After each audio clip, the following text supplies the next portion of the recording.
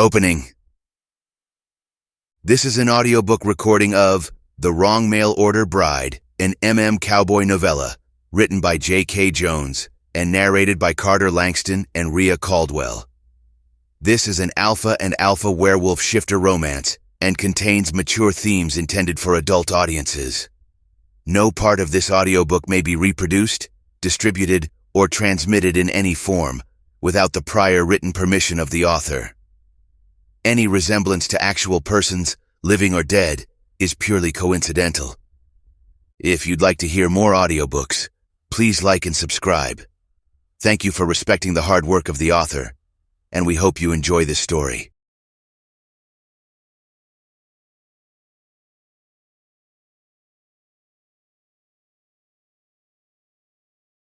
Chapter 1. Colton. God, he was beautiful. I ducked my head, trying to make all 6'4" of me disappear behind a precariously stacked tower of canned goods in aisle 4. Needless to say, I was unsuccessful. My broad shoulders stuck out like two sore thumbs. But that didn't matter because Wade didn't notice me anyway. Wade stood at the cashier box, helping Mrs. Evans load a bunch of food onto her cart. A kind smile on his lips as he chattered with her about the upcoming rodeo event right here in Wolfsbane Creek. Our very first rodeo that had half the town buzzing with excitement. Not that I gave a damn any which way when the rodeo came through, but most townspeople didn't get much excitement out here. And having a horde of cowboys roll through would certainly be the talk of the season. Sharp twinges shot through my thigh like white-hot needles were digging into the muscle. Damn it, I've been standing here for too long. My leg always acted up when I did that, and I wasn't about to aggravate the wound by standing here longer. I broke out into a cold sweat as the images of the horse rearing back flooded my mind, leaving me breathless with dread before I forced myself to calm down. Not here. I picked up a few cans, not even paying attention to what it was before I rushed to get in line for the cashier. Wade flashed me a shy smile and a pretty blush flooded the Omega's cheeks when I looked down at him. Damn, Wade was the finest Omega in all of Wolfsbane Creek. Thick brown lashes covered his baby blue eyes, and his hair was thick and unruly, the curls framing his face deliciously. I watched his pink tongue dart out and wet his heart-shaped lip. My throat went dry as I stared at him dumbly. "Just these?" he asked, taking the cans and scanning them. "I didn't know you ate so much lard. That would explain the height then." I grunted my response, feeling like an idiot for not paying attention to what I had picked up. Jesus, who ate 20 cans of pure lard? He probably thought I was crazy. Wade continued scanning. "You better lay off it. My daddy died not that long ago of heart disease. Best follow this up with some veggies." "Thanks," I said dryly. The second I noticed he was almost finished, I threw some candy on there so that he'd keep scanning. Wade arched a brow at me. "How you doing, Colton?" "Fine. Chrissy came by the other day and dropped off some peaches for the local church to have their annual peach cobbler. I thought that was real nice of her." "Good for her." Wade bit his bottom lip, almost as if holding back a smile. He packed up the rest of my stuff in silence, and I cursed myself for acting so stupid. "There you go. Is there anything else I can help you with? Your phone number. Will you go out with me? I've liked you since the first day I saw you." "No," I coughed into my fist, snatched my stuff and headed out of the grocery store, cursing the whole way through. God damn it, I slammed the car door to my massive Ram, snarling under my breath. Through the large windows I saw Wade laughing and smiling with another cashier, and it boiled my blood how easily he could speak to him. Why was I such a loser? I couldn't stand it. I'd been lusting over the Omega for years, but I never had the courage to actually talk to him, and when I did, my knees turned to jelly. My stomach twisted up into knots, and God, I just wanted to run for the hills. Wade had mentioned to Chrissy once that I needed to work on my social skills, and I nearly wanted to crawl into a hole and die. I wasn't great at conversation. Hell, these days, talking to the chickens and pigs was about the limit of what I could handle. But Wade? He was something special, and I was screwing it up, acting like a cold-hearted idiot around him.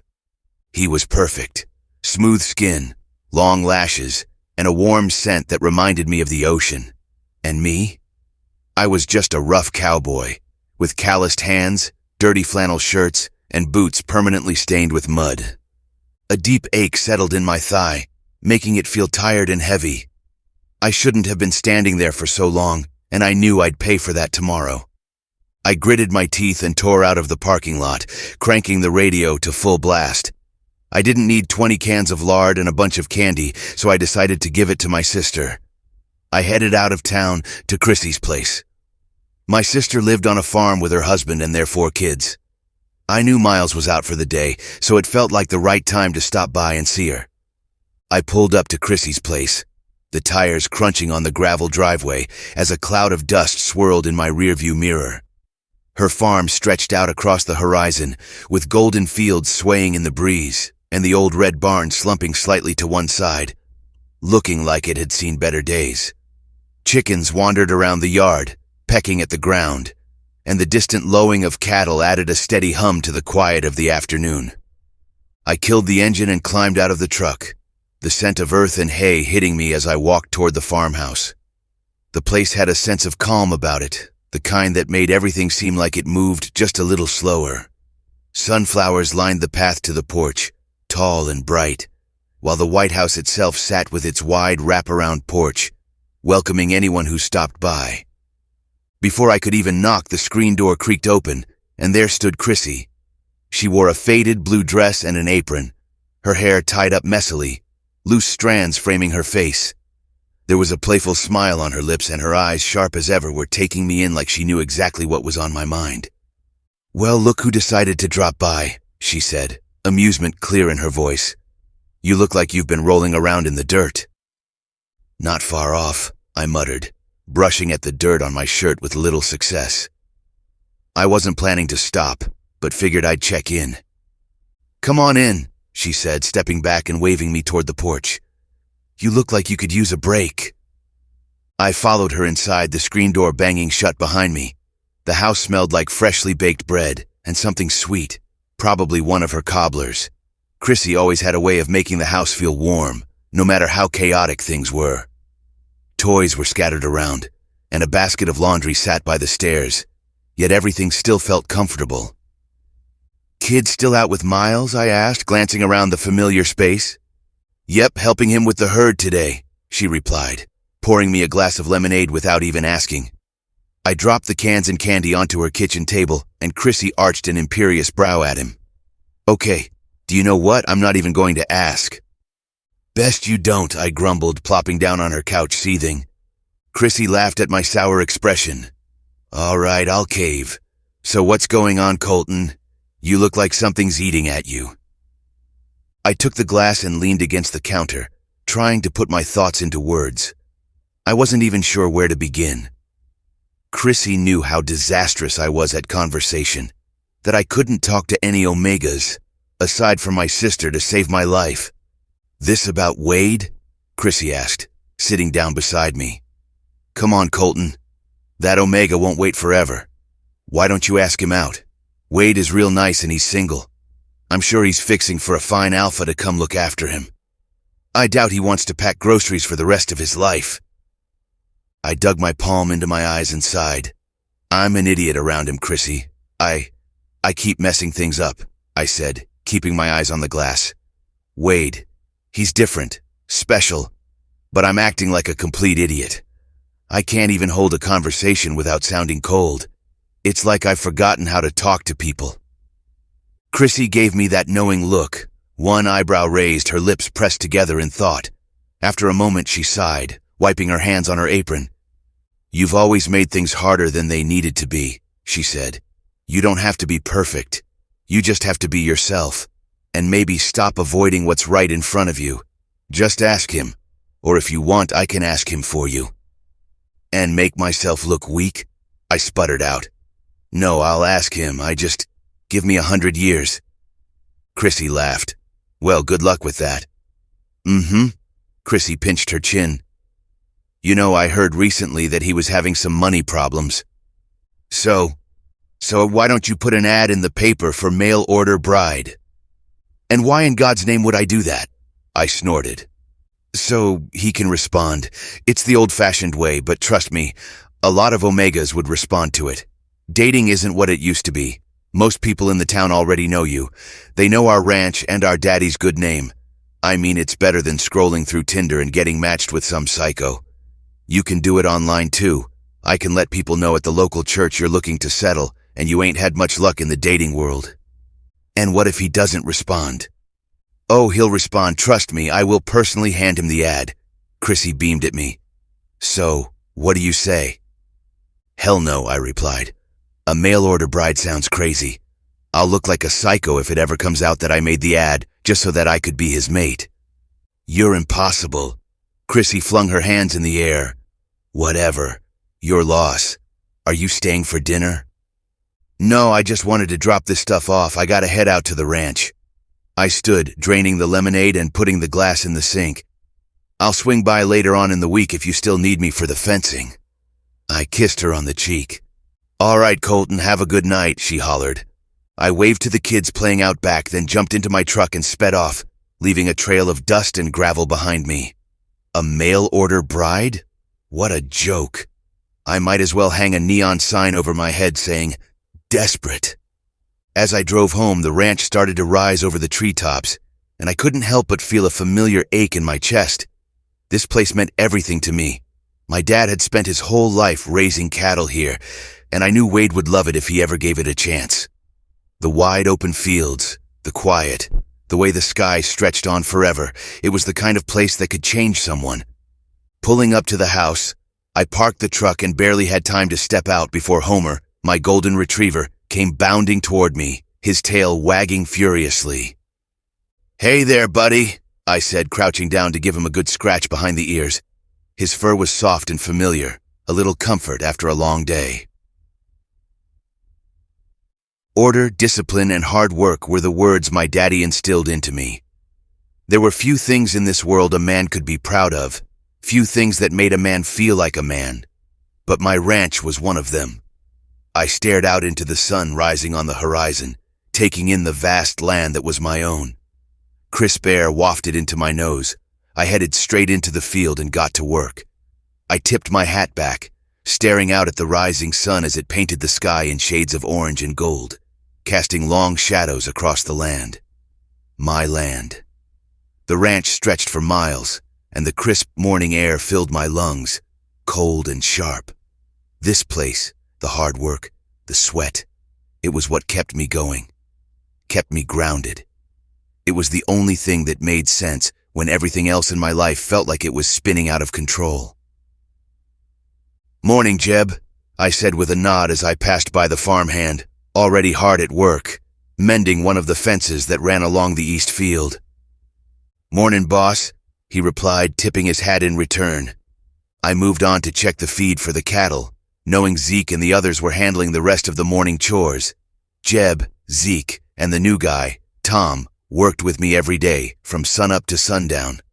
Ranch work was grueling, no doubt about it, but I wouldn't have it any other way. We spent hours mending fences, fixing the irrigation lines, and moving the herd. The cattle were stubborn, especially the bulls, but we managed them with a mix of muscle and patience.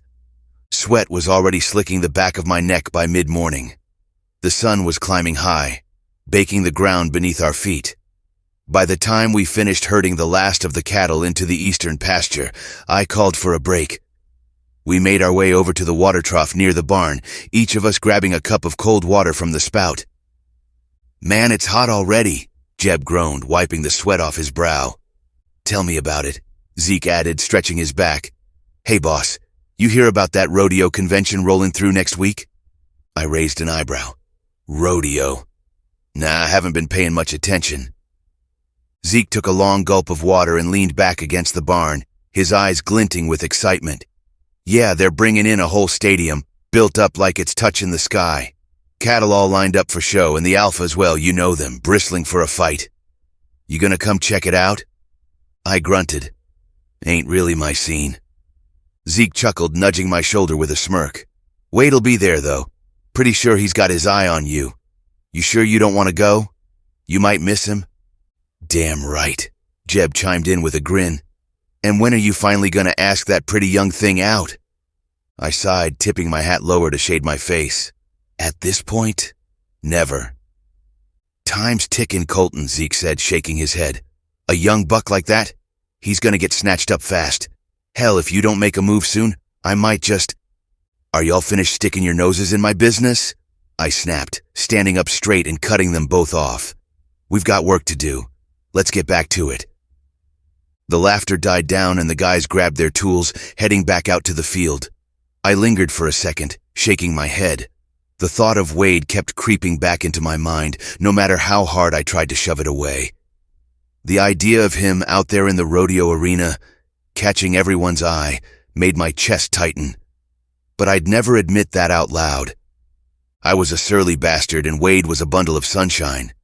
I knew the guys put up with my attitude because I paid them well, and I didn't ask much in return, other than they do an honest day's work. But Wade was different. He was an Omega. He'd want more. He'd need more than I could probably give, and I didn't know if I was the type of person who could rise to that. Yet, I was tired. Tired of being alone. Tired of the empty house. The lonely nights. The table set for one. Tired of wishing I had someone to take with me to town, or sit with on the porch after a long day of work. Tired of asking God over and over again to send me someone who would just love me. Wade was soft and beautiful, and I knew he'd be easy to love, easy to hold. But every time I thought about it, I faltered. I stalled, and I couldn't even figure out why. That night I sat down at the kitchen table, slid on my reading glasses, and opened my laptop. The screen flickered to life, revealing the countless online dating profiles I'd scrolled through 100 times before. Nothing. My inbox sat as empty as ever, with a few half-hearted messages I didn't even bother opening. And Tinder?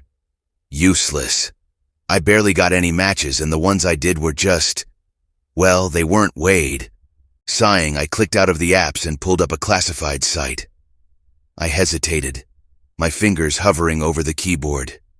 This felt desperate. But maybe desperate was what I needed to be. I'd heard about people finding love this way, unconventional as it was, and I figured I had nothing to lose. I clicked through a few links and found a matchmaking service that specialized in finding mail-order brides. It wasn't exactly what I wanted, but maybe it would give me what I needed. A partner, someone to share my life with, to fill the empty spaces. I typed out a message, my words clumsy and awkward, but it felt right. Looking for someone to build a life with. Someone kind who wants to live on a ranch, work hard, and be loved. Serious inquiries only. Please, no games. When I finished, I hesitated before hitting submit. My heart raced in my chest, and for a split second I imagined Wade stumbling across it, his name lighting up my inbox. God, let him be the first to answer, I prayed as I shut my laptop. The house was quiet, and I could hear the wind howling softly outside as I headed to bed. I crawled under the covers, exhaustion settling in.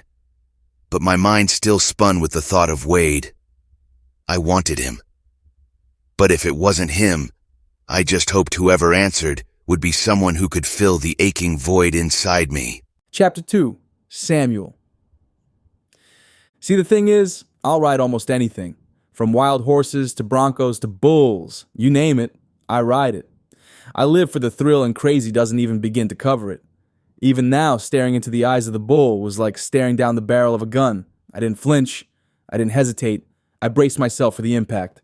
The gate swung open with a crash, adrenaline coursing through my veins like wildfire. The bull burst out, a mass of muscle and fury beneath me. Its powerful body bucked wildly, shaking me like a rag doll. My grip tightened on the rope, knuckles white as I fought to stay on. Lungs burned, air searing my throat as I gasped. The roar of the crowd fading into a distant hum. Lights flashed overhead, hot and blinding, but all I could feel was the raw power of the bull thrashing beneath me. For a moment, I was flying, free, untouchable. Then, without warning, the beast lunged, throwing me off with a jarring twist. Time slowed as I hit the ground, the thud echoing in my ears. My heart raced as I scrambled to get out of the way. Hooves pounded the dirt behind me, a heavy beat of danger that urged me to move faster. I rolled, just as a massive hoof struck the ground where I'd been a split second before. I barely made it, adrenaline still pumping as laughter exploded out of me, the cheers from the crowd echoing in my ears. I raced to the fence, heart pounding. I pumped my fist and the crowd went wild. A hand fisted my shirt, yanking me forward so hard I stumbled. What the hell was that? The man spat, his rancid breath washing over my face. The alpha inside me bristled, my hackles rising. I shoved him off. What are you talking about? You were supposed to stay on the damn bull. Now you owe the rodeo king money for losing. I did my best, I shot back. That bull had other plans. It's not like I can control every wild beast out there. You're lucky I'm not the one in charge here, or you'd be out of this rodeo faster than you can blink. Before I could respond, he grabbed my arm and dragged me toward the back of the arena. Come on. The rodeo king wants to have a word with you. The air buzzed with the sounds of the crowd outside. I braced myself, knowing that whatever awaited me in front of the rodeo king wouldn't be pleasant. Not that I gave a damn anyway. I rode the damn bull. He never specified how long I should have stayed on. I wrenched my arm free, ignoring the growl from the alpha, and stomped inside the tent. The man shoved me further inside with a forceful push, and I caught myself before I stumbled to the floor. The rodeo king sat at a large table, his expression unreadable, surrounded by trophies and photos of past victories. Black beady eyes landed on me as he sucked on a cigar, the smoke curling around his face. Tucker Calloway was a dark-skinned black man, his beard closely shaven and neatly trimmed. His fingers were dripping with diamonds and gold as he stared at me. Take a seat, he said, his voice low. When I offered you a job in my crew, Samuel, I was expecting order. I was expecting diligence, discipline, respect. And I have... Do not interrupt me, he uttered so savagely that my skin crawled. You're a liability. Your performance as of late has been lacking. You rode for 2 seconds. That wasn't even worth the time it took to get you on the damn bull in the first place. Yeah, well, the PBR... I don't give a damn about the PBR, Tucker snarled. I want a show. They want a show. Not some silly alpha who can barely get his hands on the reins. I mean... He leaned forward, steepling his fingers. What were you thinking out there? I was thinking I didn't want to end up in the hospital, I replied, trying to keep my voice steady despite the flutter of nerves in my stomach. And that is the same smart-ass response that is costing me money, Tucker gritted out. The deal was, you stay on for 8 seconds, no more and no freaking less. Yeah, well, I can't very well stay on if the bull throws me off, I muttered. The rodeo king stood, his crisp white suit shining in the light as he walked over to me. You'll stay on that goddamn bull, even if I have to weld your hand to the saddle. I scoffed a laugh. Not even sure why I got into bed with the bastard to begin with. It was clearly a mistake, but at the same time, I had just arrived in Howling Pines and was looking for a way to establish my career in the rodeo. The rodeo king, also known as the White Lizard because he loved to wear an obscene amount of white three-piece suits, had approached me. He told me I was a young virile alpha and just what he was looking for to join his pack. I joined, mostly because I had nothing better to do and now I wanted out. And if I refuse, I challenged, not giving a damn that this alpha was dangerous. Screw him. I was so over being his stupid little pet. Sure, I had a few bad shows, but that doesn't mean I was horrible. I was just having a bad week is all, or month. Whatever. I'll make it up next time. Tucker could get over it. The vein in Tucker's forehead throbbed. The first punch shattered my jaw. I grunted as my head whipped to the side, the shock of pain radiating through my skull. I barely had time to recover before the man from earlier reeled back with another blow. The brass knuckles split my cheek, sending a sharp sting through my face. I fell, my knees buckling as the world around me spun. See? You're unruly. Tucker straightened his suit. I don't like unruly. Now you'll get on that damn bronco and ride like the devil, do you hear me? Or I'll break more than just your jaw. A laugh burst out of me and I spat blood at the rodeo king's feet, staining his crisp white suit. Anything else? His eyes turned murderous. Get this piece of trash out of my tent. I want my money, Samuel, or else I think your skin will make a fine hide. 2 burly men stepped forward, ready to drag me out. I straightened my back, wiping blood from my mouth with the back of my hand. You think you can intimidate me? I'm not going anywhere. Listen, you little punk, the man with the brass knuckles snarled, grabbing me by the collar. You think you're tough? You just made a mistake stepping into this ring. More like a mistake staying out, I shot back, glaring at him. If you want your money, then come get it. Enough, the rodeo king boomed. Tucker broke out into a low chuckle and went back to his seat. He sat down, regarding me. I like your spirit, kid. You've got grit. I'll give you that. Then the smile disappeared. But that won't save you from what's coming next. Get back to work. I don't care if that bull breaks every bone in your body. You'll stay on it, or I'll make sure you regret ever stepping foot in this ring." The sour stench of rage twisted in my nostrils, and I fought back the bile surging in my throat. He wasn't playing around, and I knew that if I fell off again, he'd kill me. "I'll pay you back. Just give me a chance to ride again," I blurted out.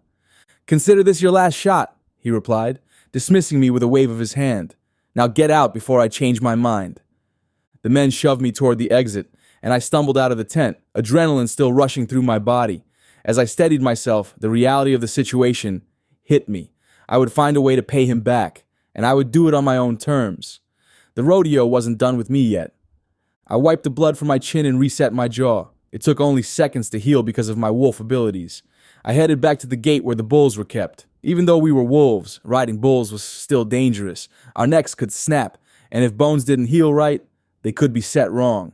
It was risky, but Tucker's threat loomed over me. I had to ride. I told one of the hands I was ready to get on, but just as I was getting ready, I saw several cops in the distance. God damn it, I thought I'd have more time. Damn it, I bolted, sprinting out of the arena with men hot on my heels. "Samuel Histon, don't you run, boy. Come back here," Earl the Marshal shouted. I raced to my truck and jumped in, tearing out of the parking lot like my life depended on it. Crap! I knew I shouldn't have come here. Earl was always on my case. What was I going to do? I sped down the highway when Chrissy's name popped up on my phone. What did she want? Wolfsbane Creek was a dump. The town I'd fled from 2 years ago after I'd hooked up with Chrissy's older brother, Colton. It had been a night of pure debauchery and one I'd never forget. But he was an alpha, and two alphas getting together was wrong. My daddy would be turning over in his grave if he ever found out. So I left and didn't look back. Now I owed the Rodeo King money, and I'd need a place to lie low before everything blew over.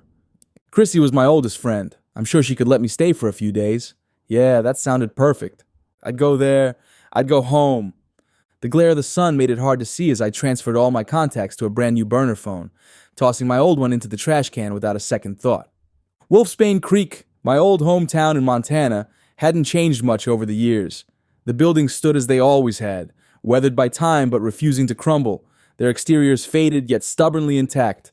The grocery store still had that old wooden sign hanging out front, letters worn and chipped, but somehow still legible. Inside, the shelves were crammed with the same brands from decades ago, their packaging updated but familiar. The diner with its neon sign that flickered unpredictably sat on the corner of Main Street. Its red vinyl booths were cracked from years of use, but the smell of coffee and bacon still wafted out each morning, drawing in locals like clockwork. The barbershop next door had a hand-painted window, Chet's Cuts, the letters peeling but still holding strong, just like Chet himself. His shop smelled of old aftershave and leather, the same swivel chairs standing in their place, ready for the next trim. Everything in Wolfsbane Creek felt stuck in time. The people here moved at their own pace, and nothing, not even the passing years, could make this town age. I texted Chrissy to let her know I was in town, and headed straight for her place. Just before I turned the corner, I caught sight of her husband across the street, chatting with Stacy. Well, they looked like they were doing more than just chatting. Miles inched closer to the blonde Omega, hooking his finger in the belt loops of her jeans and pulling her in before kissing her soundly on the lips. That mother... My jaw twitched. I'd always hated that guy. I had no idea why Chrissy married that slimy bastard or why her brother Colton allowed it. I snorted, thinking about that surly alpha made my blood boil. Whatever. It was none of my business anyway. Chrissy texted back that she was free, so I climbed into my truck and drove down the familiar dirt road to her place. Chrissy met me at the door in a beautiful teal sundress. I laughed and pulled her into my arms, twirling her around. "I'd kick your ass for spending 2 years on the road and not calling me at all," she said, swatting at my arm. "And look at you, bulked up so big. Now you're some big and bad rodeo hotshot up in Howling Pines." I laughed. "Something like that." I tossed my duffel bag at her feet. "Anyway, do you have a spare room?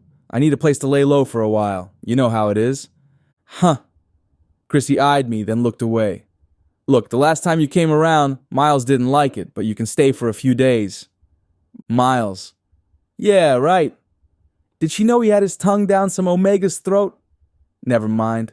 It wasn't my place to say anything, especially since Chrissy had stopped listening to me about that guy years ago. She led me into her house, and I hugged her kids, Rondal and Minnie, who looked like they'd shot up like a couple of bean sprouts. We walked into the kitchen where Chrissy chatted about town gossip and all that stuff. "Has that brother of yours settled down yet?" I asked. sitting on the couch and wincing at all the toys scattered around. Jesus. Nope, but you'll never believe who he's been pining for. Wade Nelson. A smile twitched on my lips. Now he was a fine Omega, I muttered, distinctly remembering Wade being on his knees for me the last time I came here. How's he doing? Not bad, Chrissy laughed at my lecherous expression. Anyway, Colton put an ad in the paper for a mail-order bride, hoping to snag Wade right up. A mail-order bride? I barked a laugh. This guy is so desperate. Why doesn't he just hog-tie and wrangle him while he's at it?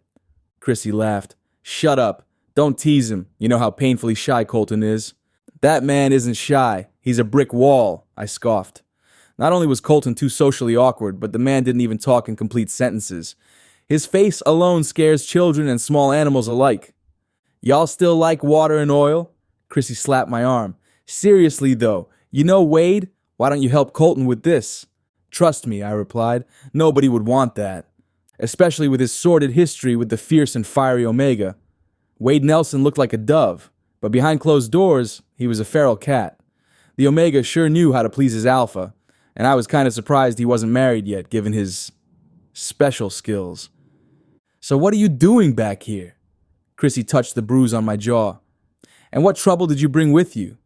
Why do you assume I brought trouble with me? Chrissy shot me a flat look. Fine, keep your secrets. But you can freshen up in that room there. Miles will be home soon. I nodded, stood, and stretched, ignoring Chrissy's appreciative gaze on my pecs and abs as my shirt rode up. I showered, making sure to scrub the days and nights' worth of rodeo dirt and grit off me before I heard raised voices coming from the bedroom. You asked another alpha to stay in our house without consulting me, Miles snarled. You weren't here, and Sammy and I have been friends since we were children, Chrissy shot back.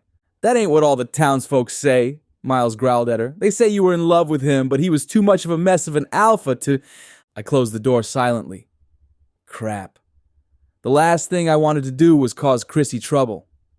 I thought about leaving then, but a strange idea popped into my head. Mail order bride? Huh. Was Colton so lonely he was willing to accept anything? My curiosity got the better of me, and I checked the ad listing and barked a laugh. Alpha seeking pure and sweet Omega. Willing to love and cherish for a lifetime. Must be willing to relocate to a ranch in Montana and help with farm chores. Must have a nurturing heart and a love for the outdoors. No drama or games. Just a sincere desire for a true partnership.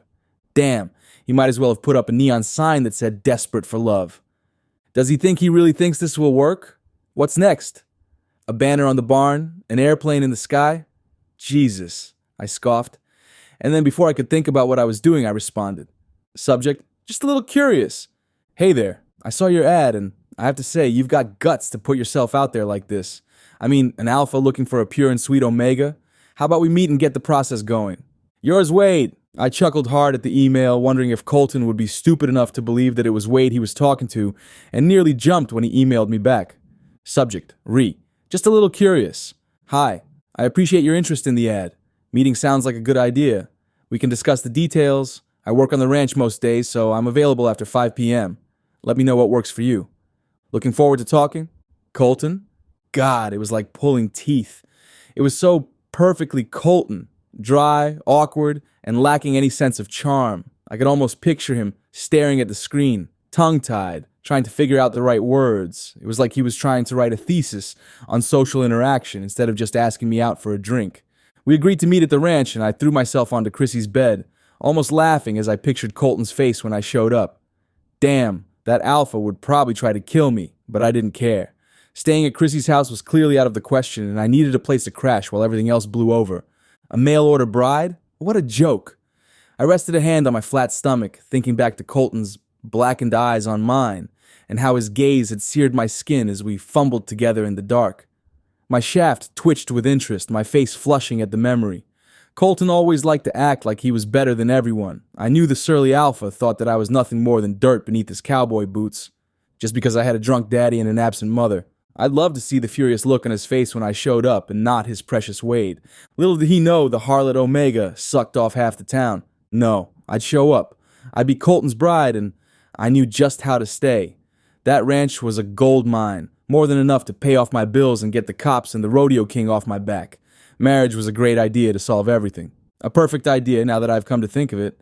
I searched online to look it up in depth to see whatever benefits I could get from my marriage to Colton. One that caught my attention was the pact debt law, which states that once married, a spouse can legally assume responsibility for their partner's debts. The indebted werewolf is placed under their spouse's custody, granting the spouse control over their movements and pact status until the debt is fully repaid. Well, isn't that just peachy? Two alphas getting together wasn't unheard of, but for a town like this, it would rankle everyone in the vicinity. Some considered it unnatural, believing that wolves of the same designation couldn't be together because of their violent and territorial nature. Not us. I'd rein it in. I'd be demure and everything Colton wanted. I'd be the perfect wife.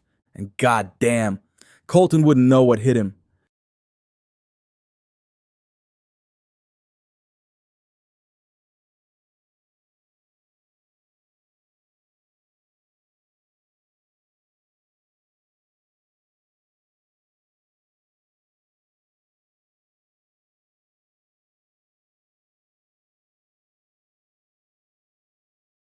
Chapter 3. Samuel. I was buzzing by the time I showed up at the ranch, my hair slicked back and my stomach doing unusual somersaults. The place looked exactly the same, which meant Colton hadn't done a damn thing to it in the last 2 years, which was fine. But I chuckled as I hiked my duffel bag over my shoulder, a sly smile curling my lips. God, it felt good to be back here. The memories of Chrissy and I raising hell ran rampant in my mind.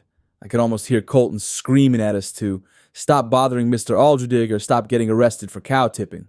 Or, the time we accidentally spray painted the mayor's goat pink, or the firecracker incident, or that one time with the lawn flamingos. Chrissy and I were practically legends in the art of small-town chaos, and Colton was always there to be the killjoy with his stern lectures and disappointed sighs.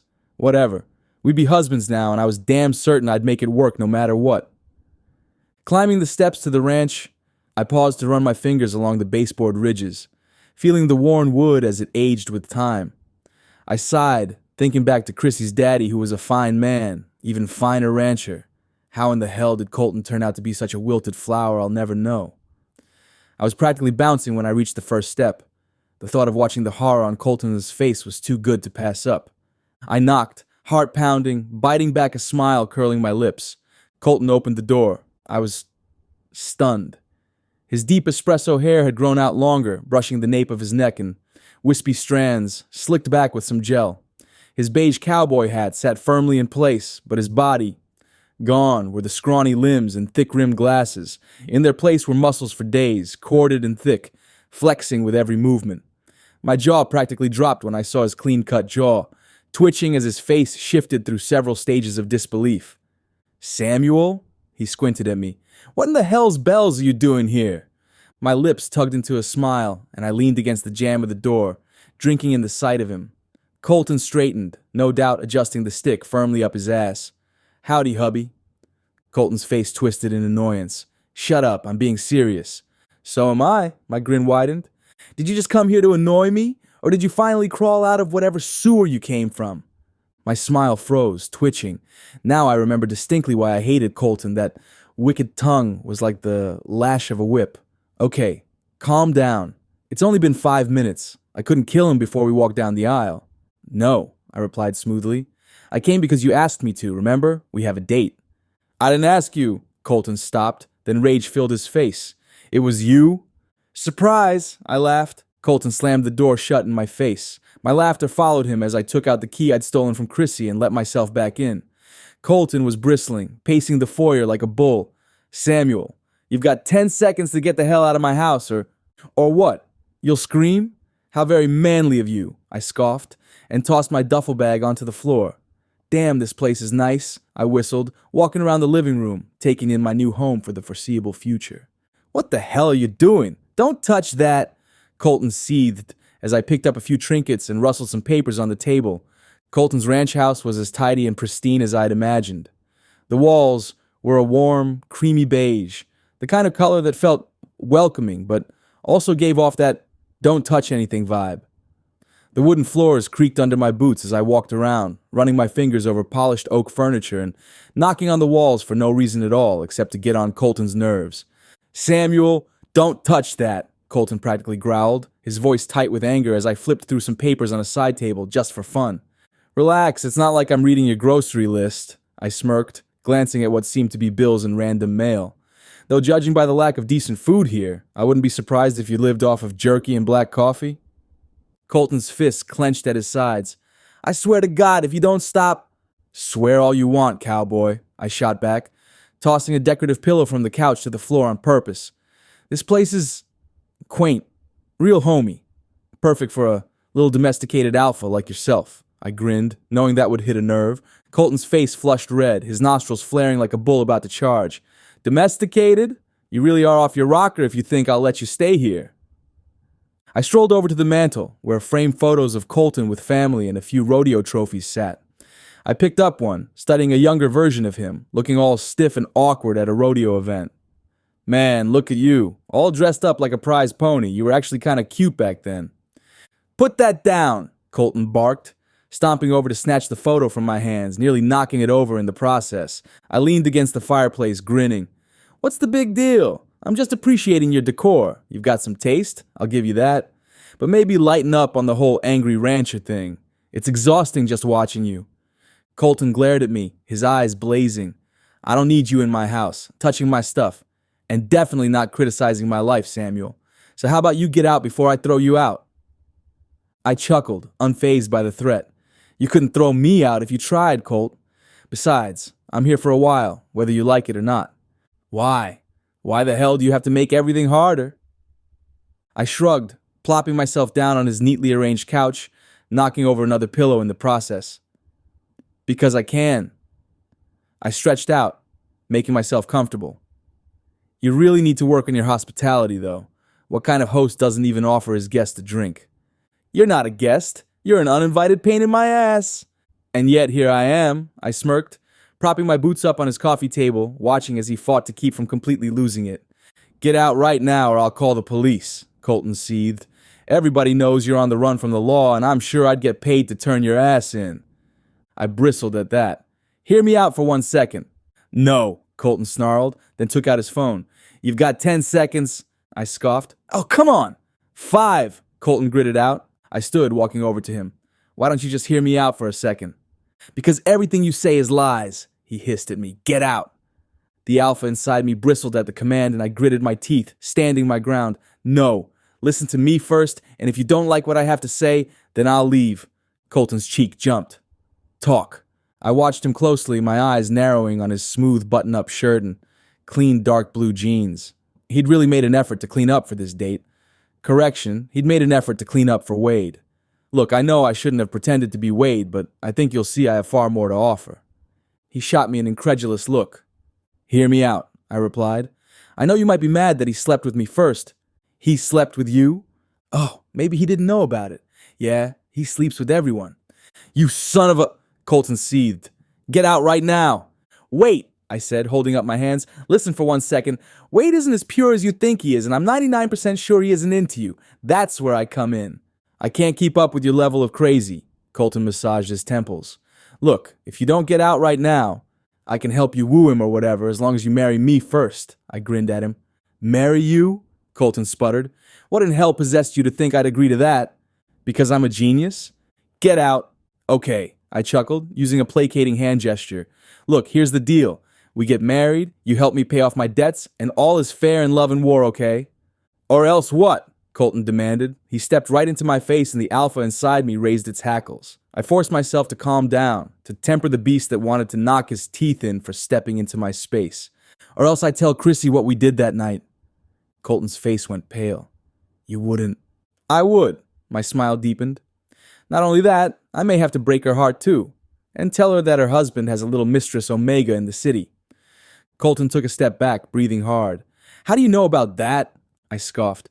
The question isn't, how did I know? It's why you haven't told her. I was waiting for the right time. She loves Miles. You know she's hard-headed when it comes to these things. Exactly, I replied.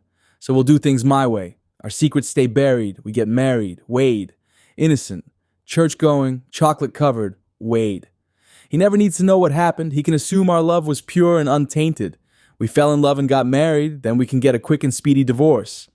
That sounds like a horrible plan. And why is Wade chocolate-covered? Colton sneered. Semantics, my friend. I sat down and tossed my dirty feet onto the coffee table. Agreed? I think you've been trampled by a bull too many times and you've gone into full-blown hallucination mode. That doesn't sound like a no, I smiled up at him.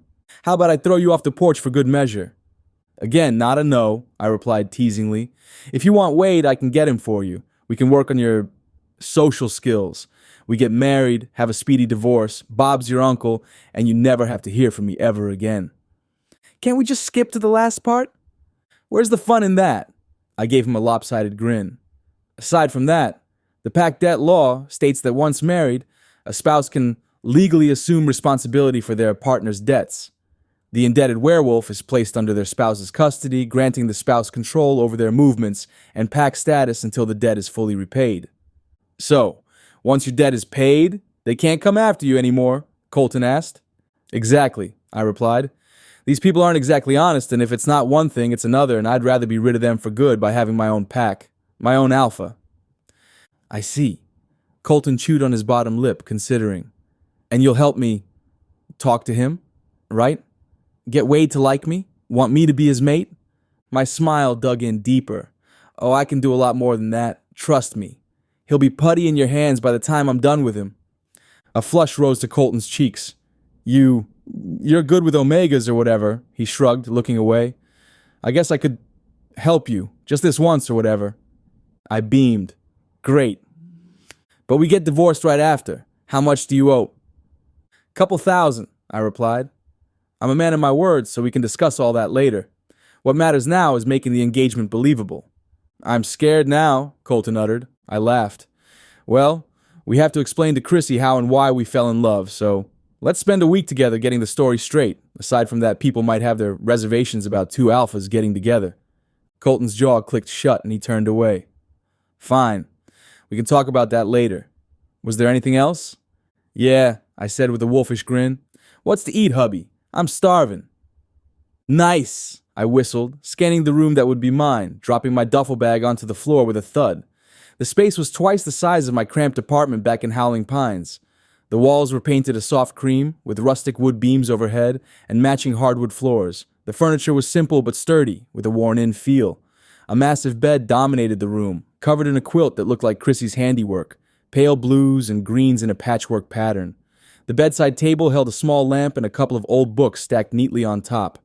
It must have been Chrissy's old room Colton had turned into a spare. But as soon as my eyes landed on the bed, something didn't sit right. Too separate. Too staged.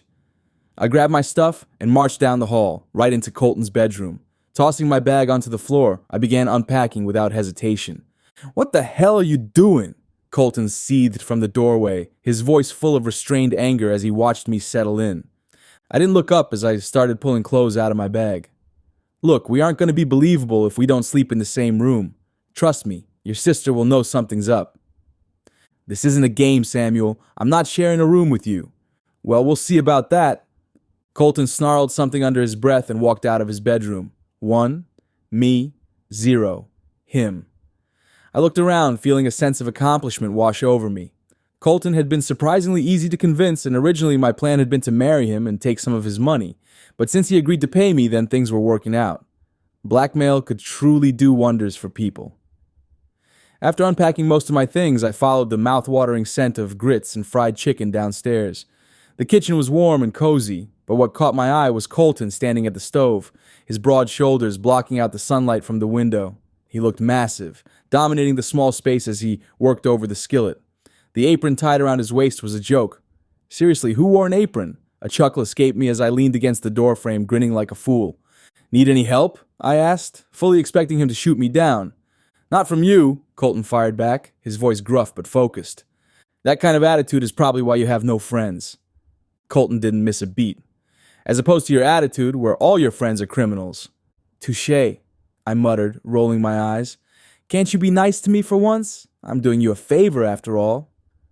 Colton flipped the chicken as if it had personally insulted him and he was determined to teach it a lesson. Really? Because it sounds like you just want to cut and run with my money. I shrugged, pushing off the doorframe and walking farther into the kitchen. Look, you said you needed help with Wade. I'm here to help. You need a lot of it. No kidding, he gritted out, his tone clipped. Fine. Lesson number 1, don't act like an idiot. You should be good to go. Colton glared at me over his shoulder. Great advice. Just remember that on your way out the door. Touchy, aren't we? I grinned wider, loving the way I could get under his skin so easily. I strolled over to him and gently looped my fingers into the back of his jeans. Colton startled violently, his eyes widening as I saddled up behind him, my massive chest firm against his back.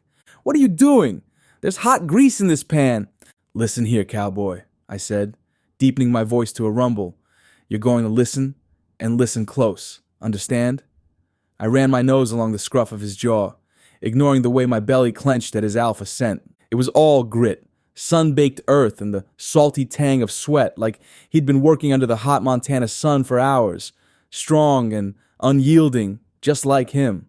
My tongue darted out, licking his earlobe, rolling it between my tongue and teeth, my hot breath wet against his skin.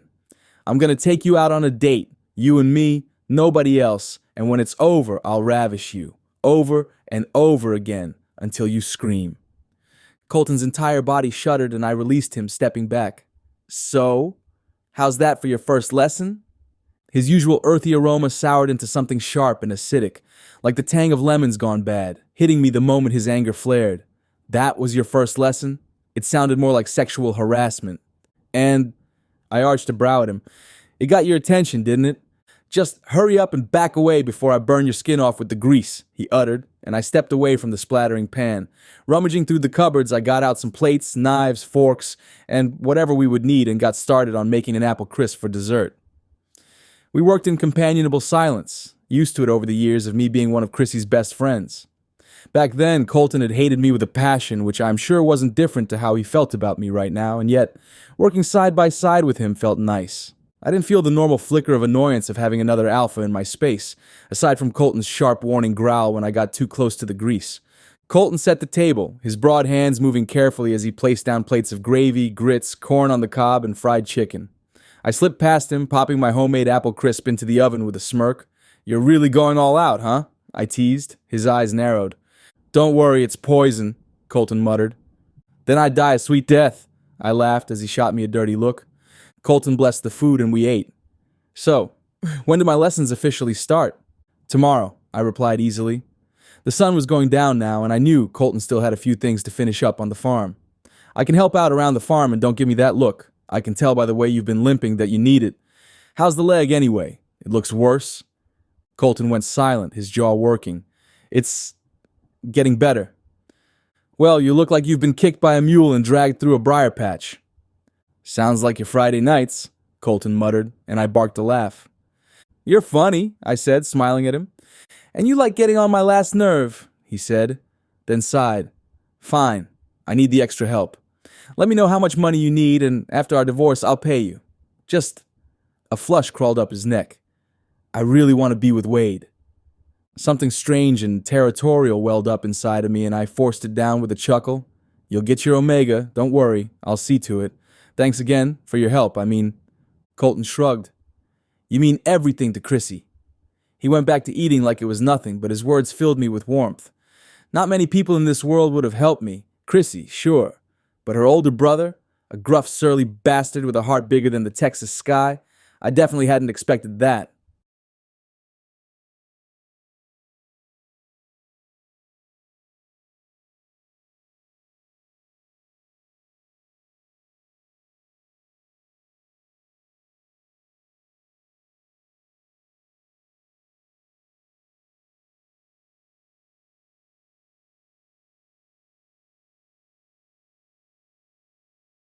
Chapter 4. Colton. I peeked up at Samuel through my long lashes, watching the light hit his hair washing in gold. He was talking to Zeke, laughing about something stupid they saw on Family Guy or The Simpsons or whatever. I stopped paying attention once Zeke started in on his lowest impersonations. A wide grin split Samuel's face, and I had no clue how he managed to make store-bought bleach blonde hair look alluring. Samuel threw his head back and laughed, exposing his thick corded neck. His muscles bunched and bulged as he helped Zeke toss the hay into the nearby trough. Irritation prickled down my spine. Ugh, he was insufferable. Just look at him, with his perfect hair, perfect smile, and perfect teeth. I clenched my jaw. Samuel's laughter rang out again, loud and carefree, and I fought the urge to roll my eyes. Seriously, who laughed like that over hay? He sounded like some kind of juiced-up hyena. The guy was unbearable. I yanked a bale off the stack, tossing it like it was the source of all evil into the wheelbarrow. My muscles strained with the effort, but it wasn't the weight that had me on edge. It was him. Samuel, with his easy charm and that stupid carefree attitude. I swear he could make doing chores look like a damn party. And that smooth comment yesterday on how he'd hook up with Wade had my blood close to boiling. Last night had been a hot, sweaty mess. Samuel insisted we act like a married couple, which meant sharing the same bed. My bed wasn't that big, and having two fully grown men, both well over 6 feet, in a small queen-sized bed felt like the seventh circle of hell. Samuel didn't know what personal space was, even if it hit him in the head. Then there was his damn alpha scent filtering into my nostrils, polluting my clean air, my bed, my sheets. It was an ocean breeze blended with musk, salty sea air mixed with an earthy hint, making me feel alive and energized when he was close. I hated it, of course. Absolutely hated it. Zeke tossed another joke Samuel's way, and of course, Samuel's grin got even wider. I could practically feel the sour twist forming in my gut. I wiped sweat from my brow and scowled at the hay sticking to my gloves. Samuel sauntered over, muscles rippling as he grabbed another bale, glancing at me with that smug smile of his. Need some help? Get thee behind me, Satan, I thought, glaring at him. No, I snapped, slamming the pitchfork into the ground. The metal tine stuck and I grunted, yanking it free. He just chuckled, the sound grating on my nerves. All right, no need to get feisty, cowboy. Just trying to lighten the load. I don't need you to lighten anything, I muttered, turning my back to him. The way his presence filled the space so effortlessly made me feel smaller in my own damn yard. I focused on the trough, shoveling hay like it was a personal vendetta. Samuel kept chatting with Zeke like we were all one big happy crew, but each laugh, each glance in my direction, just made my mood sour more. The guy could charm a snake, I swear. When I turned to grab another load, I caught him glancing at me, his expression unreadable for just a moment before he grinned again, tossing the last bale into the trough with ease. Good work today, man, Zeke called, slapping Samuel on the back. Samuel nodded, still smiling, like he hadn't noticed the dark cloud hanging over me the whole damn morning. I wiped my hands on my jeans, my irritation simmering just beneath the surface. Why did he have to make everything seem so easy, so perfect? Then I remembered the horses. A flash of me falling off my mare hit me like a wave, and the twinge in my thigh throbbed. We need to tend to the horses, Zeke. See to it. Sure thing, boss, Zeke replied easily. Wait, Samuel said, shooting me a strange look. Why don't I go too? I still need help getting my bearings around here. Why don't you show me the ropes? I can't, I said, shaking my head. So you'd rather leave teaching your new hubby to your farm hands? How irresponsible of you, Samuel said with a smile. I bristled, the alpha inside me ready to knock his teeth out. I clenched my jaw. Fine. Reluctantly, we headed to the yard where the horses grazed. Samuel immediately spotted a beautiful mare with a dark brown shiny coat and began scrubbing her back. There you go, who's a good girl, he muttered to the horse. You still remember Ada? I said, digging my cowboy boots into the dirt with my hands on my hips. Samuel's shirt was unbuttoned down to his navel, exposing his rack of abs. I felt my face grow hot and forced myself to look away. Of course, Samuel laughed, his eyes crinkling. He was always laughing, the bastard. She's my favorite, next to Homer, of course. Unfortunately, you're last on the list. I don't even want to be on the list, I replied. Okay, well, once you're done, come see me and... Wait, Samuel stopped me. You don't want to ride? My hands twitched and my forehead broke out in a cold sweat. No. Come on, Colton, we used to ride all the time. You love horses. Why don't you give it a try, huh? I know your leg is acting up, but you can't get over it unless you get under it. That's the stupidest thing I've ever heard, I growled. No, My hands shook. It's too soon. Samuel shrugged. Okay, but that just proves one thing. I eyed him. What?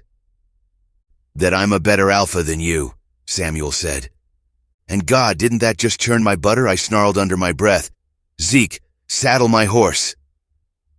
Zeke saddled a fine black mare while Samuel prepared Ada for a ride. My stomach twisted in knots as flashbacks of the last time I rode hit me all at once, but I was determined not to show any weakness. We led our horses to the open plain, my thigh aching and nerves making me want to puke. I turned to mount, gripping the saddle, and froze. Images of the fall rushed back.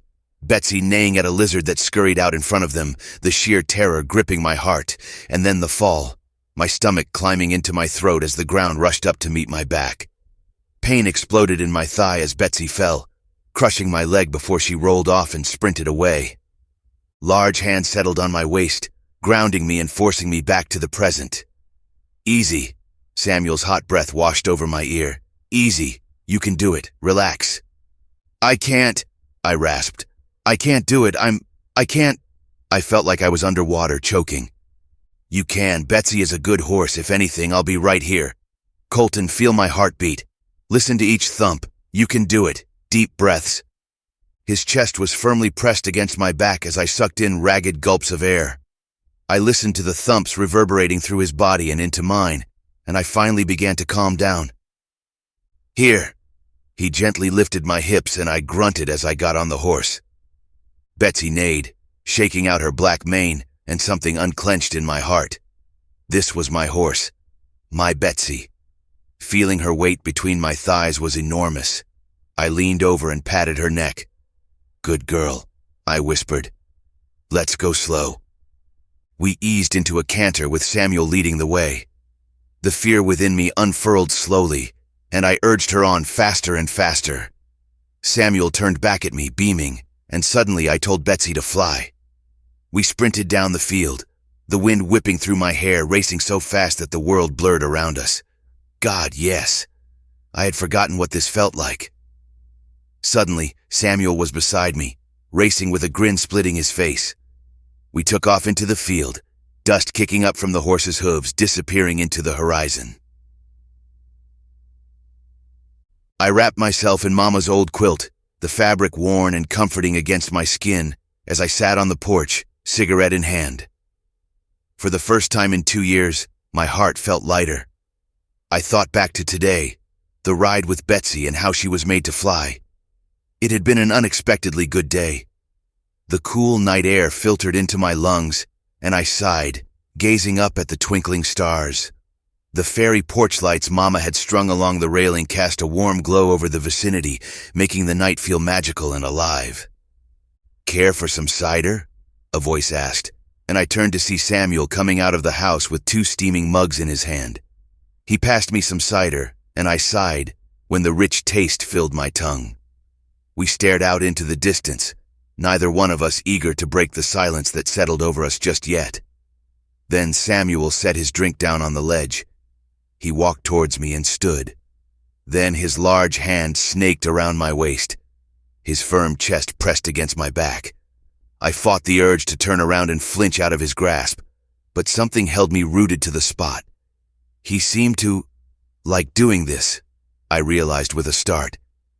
Even before when I was having a panic attack. Then again when I got on Betsy, and he is doing it now.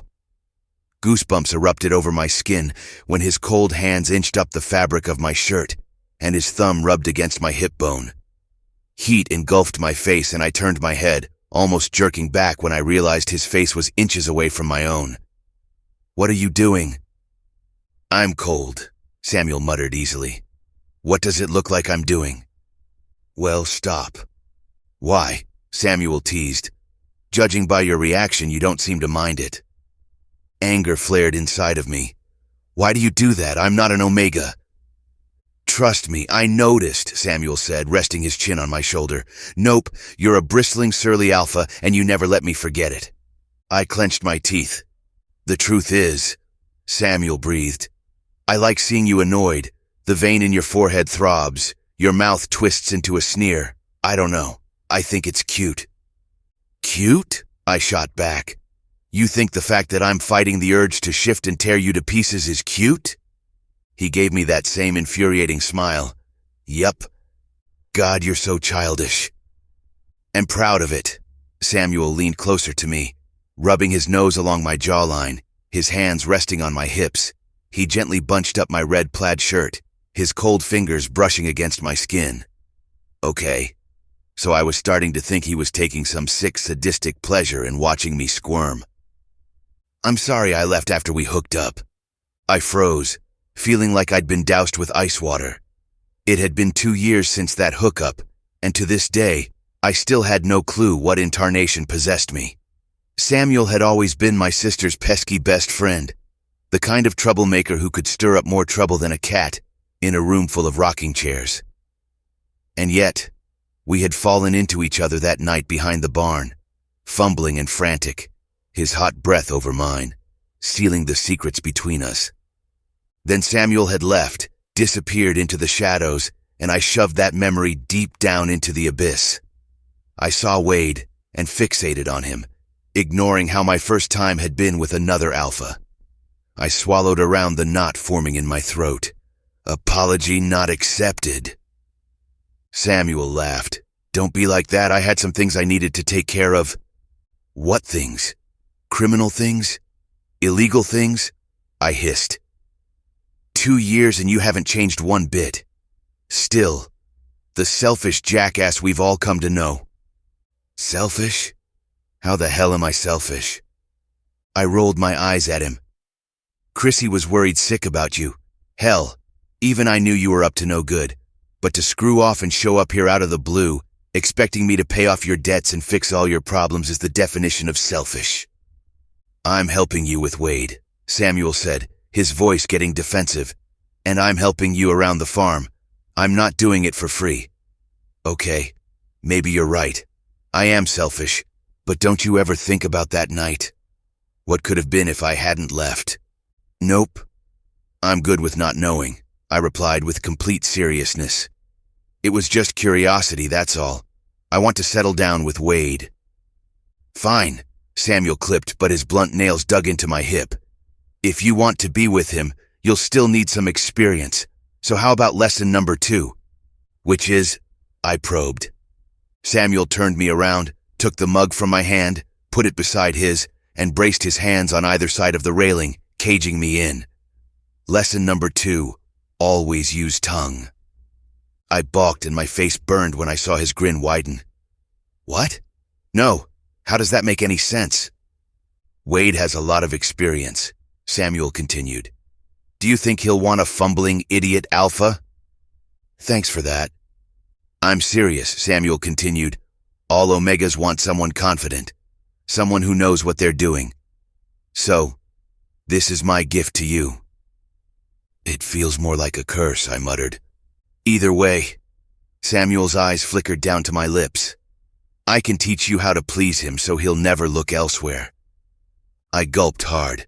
Wade did seem experienced, and I really did need to know what I was doing before I began courting him. Fine, but we stop when I say so. Agreed. Samuel looked like a damn Cheshire cat, and my belly clenched with nerves. Up close, I could see the swirl of green and hazel in Samuel's eyes, the warmth and the deceit mixed into one. He inched closer, dragging his long nose over the scuff of my jaw, his mouth still curved in that same mocking laughter. My pulse throbbed so hard, I was sure it was going to jump out of my body. Samuel's hand fisted the back of my hair, holding in it his grip. The physical hold had the alpha inside me thrashing against its cage. The thought of being bound made my hackles rise. However, liquid warmth was pooling in my belly, spreading to my limbs. We both tensed, our alphas roaring.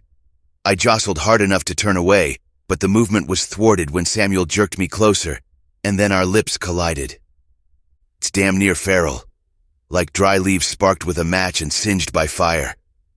Samuel's mouth descended upon mine, hot and demanding, our lips moving in time. I grunted and he pried my mouth open, thrusting his tongue in, licking the seams, tasting me. Our breaths mingle.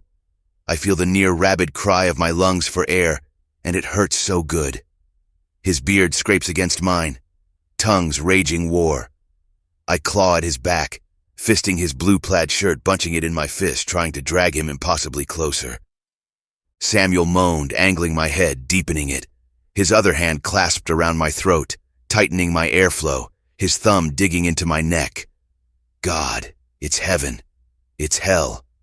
Far too brash with wanton need and absence of finesse. Samuel kissed me like he wanted to carve me open, to cleave me in two, and I relished it. Then softened, like firewood burning down to ash. His lips were warm and soft. They parted slightly, allowing my tongue to slip inside. Gently, teasing, electric sparks that sent sharp spikes of arousal through me. Teaching. Samuel was teaching me, and to come forward, to withdraw, to swirl my tongue, and to hit certain angles. I felt delirious. We parted breathlessly. His pupils were blown wide, his lips spit-slicked and swollen. You're not so hopeless after all. I licked my tender lips. Thanks. I watched his Adam's apple bob, and he looked away.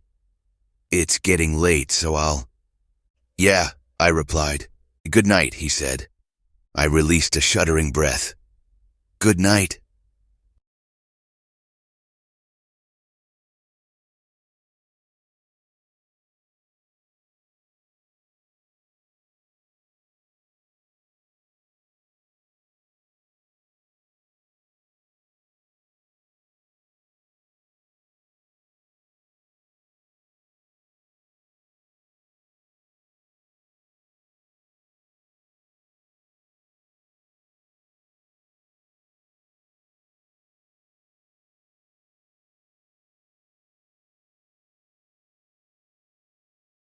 Chapter 5, Samuel.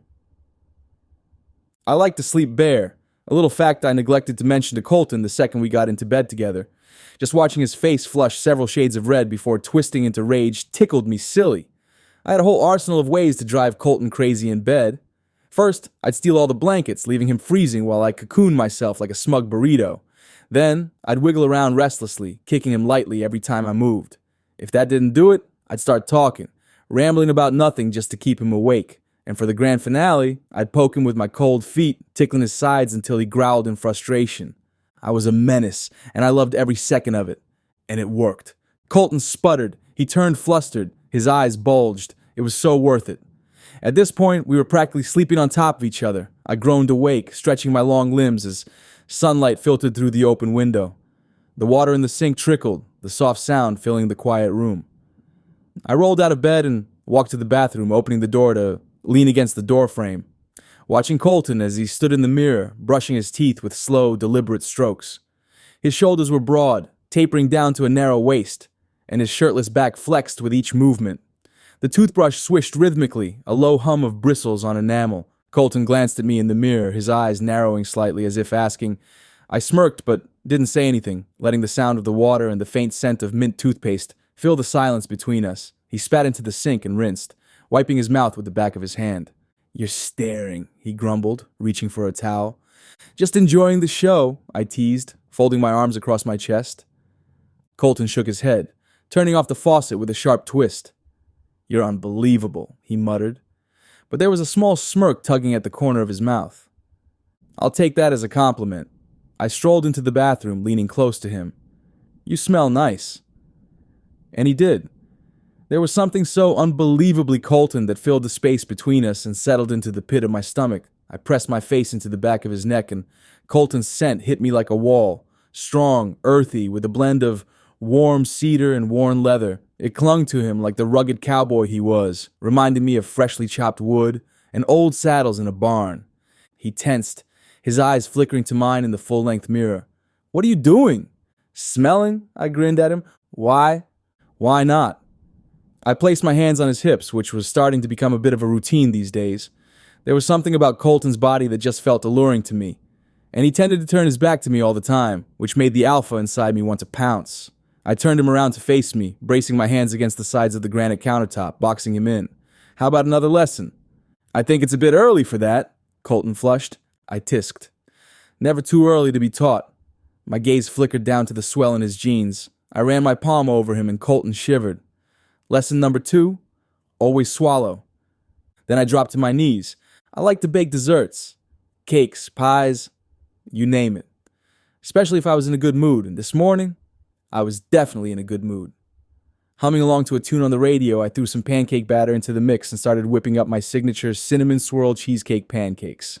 The kitchen smelled like heaven by the time Colton finally came downstairs, dressed in a yellow plaid flannel button-up, blue jeans, and his beige cowboy hat. He paused in the entry like he was deciding whether to bolt or stay, but the smell must have won him over. "What are you making?" he asked, his voice gruff. "Pancakes? Want some?" I tossed him a grin. He gave a jerky shrug and started getting the dishes ready. I kept humming, watching him from the corner of my eye while I finished up. Then I added a bit of powdered sugar to the cream cheese icing, drizzled it over the pancakes, and sprinkled some pumpkin spice on top for good measure. Just as Colton was about to sit down, I caught him around the waist and kissed him. Deep and sudden. He sputtered in surprise, but kissed me back, his nostrils flaring. When I pulled away, I laughed at the look on his face. Lesson number 3. Be spontaneous. He muttered something under his breath and sat down, his cheeks a little redder than usual. Colton poured me a cup of coffee, the rich aroma, blending with the sweet scent of pancakes and cinnamon, swirling around the kitchen. We both dug in, and as I took my first bite, I couldn't help but let out a satisfied groan. The pancakes were beyond delicious, warm, and soft, with the cream cheese icing adding the perfect touch of sweetness. Colton gave a nod of approval, his fork already loaded with another bite. I sipped my coffee, watching him. "So," I started, setting my cup down, "I think we should tell Chrissy we're getting married." Colton froze mid-chew. Then he choked on his food, eyes wide as he slapped his chest like he needed to restart his heart. The pancake lodged in his throat finally cleared, and he gasped, reaching for his coffee and taking a large gulp. He stared at me like I just suggested we go jump off a cliff.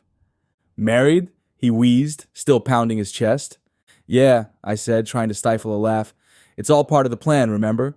We need her to believe it's real. And you think dropping that on her just like that is the best way?" I shrugged, taking another bite. "The sooner we tell her, the better. Keeps things from getting complicated. Besides," I said, grinning as I watched his face contort, "you're a terrible liar. She'll figure it out if we don't act fast." He groaned, pushing his plate aside like he'd suddenly lost his appetite. "This is gonna kill me," he muttered, rubbing a hand over his face. "Relax, big guy. It's not like we're actually getting married. I mean, it'll be legal and stuff, but it won't be real. Just keep it together and everything will be fine." "She'll think I'm drunk or high or both," Colton muttered. "She won't believe it. We hate each other." "Correction, you hate me," I beamed at him, not the other way around. Colton gave me a tired look. "Don't act like you weren't calling me a dweeb all throughout high school, and I know it was you who kept putting those toads in my locker." "That was one time. And in my shoes," Colton hissed at me, and I laughed. "You guys are horrible to me, like all the time." "Sisterly love," I waved him off. "Pranking is perfectly normal, I can assure you." "And Wade, how do I explain to him that I like him if he knows I'm getting married?" Colton demanded. "He won't know because you won't tell him," I responded. "Look, it won't be real. Either way, you can explain it to him. He's pretty open-minded. I'm sure he'd understand. Just focus on getting him to go out with you first and getting Chrissy to believe us." "Whatever," Colton grumbled. "So, what if she doesn't believe me?" "We'll make it believable," I replied. "How?" Colton frowned, then looked horrified at my devilish smile. "Okay, why are you looking at me like that?" "Stop. Don't come any closer. Don't you dare, Samuel." I pounced on him. "Okay, I may have gone overboard." "You idiot," Colton hissed under his breath as we pulled up to Chrissy's house a few hours later. I looked like I'd been mauled by a bear. I laughed at his furious expression, turning back to the door. Hickeys were my way of proving our deep affection, so before we left, I decided to show Colton just how intimate I could be. Not one to be outdone, especially with his competitive nature, Colton returned the favor, leaving both sides of my neck raw and marked. Our playful bites turned into rabid kisses, and we ended up tangled on the kitchen floor. Afterward, Colton bolted, leaving me to handle the dishes and clean up before heading to Chrissy's. The door swung open and Chrissy's eyes narrowed as she looked us over. "Okay, why are you two together? Did someone die? Oh my God, who died?" Colton cleared his throat awkwardly, running a hand through his hair as he looked everywhere but at Chrissy. I could practically feel him squirming beside me, but I just grinned. "Well, actually," I started, "we're here because we're getting married." Chrissy blinked once, twice. Then her eyes widened until they looked like they might pop right out of her head. "You're what? This is a joke, right?" "Colton, blink twice if you're being held hostage." "It's not," Colton gritted out. "I know we haven't exactly, gotten along, ever, but Colton turned to look at me, his eyes shining with something I couldn't explain, and it made my stomach twist. He's family. He's pack. I want to protect him. So yeah, we're getting married. And yeah, we're too headstrong, blood pumping, throbbing, virile. I don't need to know that, Chrissy muttered. Alphas, Colton continued, and we don't give a damn. He's mine. I gaped at him, shocked as the heat spread to my cheeks. Before we could say another word, she let out a high-pitched squeal and practically bounced in place, clapping her hands. Oh my God, this is amazing! She ran over, pulling us both into a suffocating hug. Chrissy, Colton mumbled, trying to pry himself free from her grip. You're getting married. Oh my God, we have so much to plan. Dresses, flowers, colors. I mean, do you want a big gay wedding? No, wait, of course you do. We have to do this right. When? Where? I need details. Colton groaned, running a hand down his face. Chrissy, we haven't even thought about any of that. Nonsense, she interrupted, waving her hands in the air like a conductor leading an orchestra. Don't you worry, I'm on it. You'll have the most gorgeous wedding Montana has ever seen. Oh, I have to call everyone. Colton looked at me, his eyes silently pleading for rescue. I just chuckled. Told you she'd be excited. I regret everything, he muttered. Chrissy was already pacing around the living room, talking a mile a minute about cake tastings and venues. And so, the whirlwind had begun. The fight night of the rodeo competition lit up Wolfsbane Creek like the 4th of July. I buzzed with excitement as Colton and I walked through the crowds, taking in the rides and carnival games, the sweet smell of crisp autumn leaves and apple cider filling my nostrils. I wanted to do everything. Colton shoved his hands deep into his pockets, but his expression was relaxed and open. I could tell Chrissy's acceptance of us made him happy. Do you still ride? Colton asked, breaking the silence. I mean, do the rodeo? Some, I replied. I quit that, though. Once I'm married, I need a real job. Colton laughed. Sure thing. I might have a job on my ranch for you if you're interested. Well, if it comes with a side of you, then I am, I drawled, starting to walk backward. Don't worry. I won't be here long. Just here to make sure you get your man and I get paid. Then I'm gone. The crease in his eyes came back and he looked away, his jaw tight. Right. I scanned the area. Speaking of your man, I said, spotting Wade in the sea of people. There he is. Let's go talk to him. Colton stilled. No, maybe some other time, No time like the present, I teased. Samuel, Colton whispered frantically as I began walking over to him. Wade was dressed in a pure white turtleneck sweater, his jeans tight and accentuating his firm ass. His wide blue eyes looked absolutely divine in the fairy lights. Howdy, I tipped my cowboy hat. Long time no see. Samuel? Wade grinned and opened his arms. I picked him up and swung him around for good measure before setting him back down on his feet. It's been ages, Wade beamed. What are you doing here? Just passing through, I replied. My friend here would like a word alone with you, so excuse me. Samuel, Colton hissed at me, but I was already gone, snickering at my brilliant plan to get them alone together. I watched from the shadows, stifling a chuckle as Wade and Colton fumbled through their conversation, both looking painfully awkward. I wanted to shout at Colton to say something, anything. But when he finally did, Wade's expression softened, his tension easing. Great, just great. The two of them together, Alpha and Omega, perfect, awesome sauce. No jealousy here, not a hint of envy gnawing at me. Nope, not at all. I wasn't grinding my teeth or clenching my fists or anything like that. Just two happy people figuring things out. And me, totally fine with it. Absolutely. Yep, I was totally cool with this. But then something like rage welled up in my throat, and a part of me wanted to tear Colton away. No, this was for the best.